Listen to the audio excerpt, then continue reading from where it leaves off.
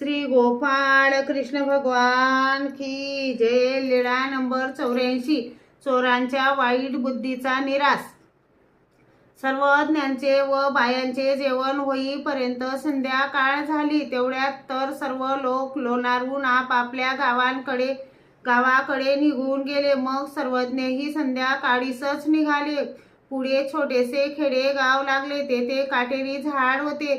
त्या ठिकाणी सर्वज्ञ थोडा वेळ थांबले। बायांनी सर्वज्ञांचे श्रीचरण धुतले। सर्वज्ञांनी गुन्हा केला, पानाचा विडा घेतला, नंतर तेथून निघाले। पुढे जूजमालाजवळ थांबले। तेथेही बायांनी सर्वज्ञांचे श्रीचरण धुतले। सर्वज्ञांनी गुन्हा केला, पानाचा विडा घेतला, तेथून निघाले। तेव्हा रस्त्याने पिंपळाच्या झाडाखाली चोर दिसले आणि बोने बाया म्हणाल्या, बा मोलने देव हो, चोर चोर बा।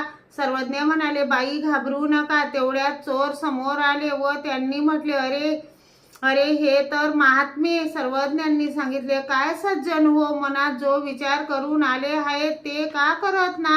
त्यांनी म्हटले, नाही जी, महात्म्यांच्या ठाई तसे करणे बरोबर नाही।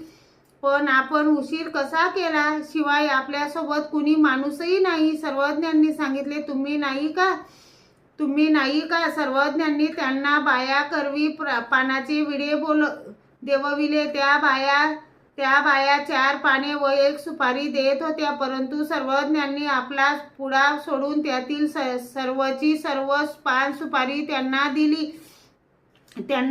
ते सर्वज्ञांच्या सोबतीला रक्षण म्हणून निघाले। सर्वज्ञ त्यांना थांबा म्हणत होते, पण ते थांबले नाही। ते म्हणाले, नाही जी, पुढे अजून आमचे काही साथीदार आहेत, ते आपल्याला त्रास देतील। सर्वज्ञांनी सांगितले, तसे आमच्याजवळ काही नाही, तरी ते सोबत आलेच।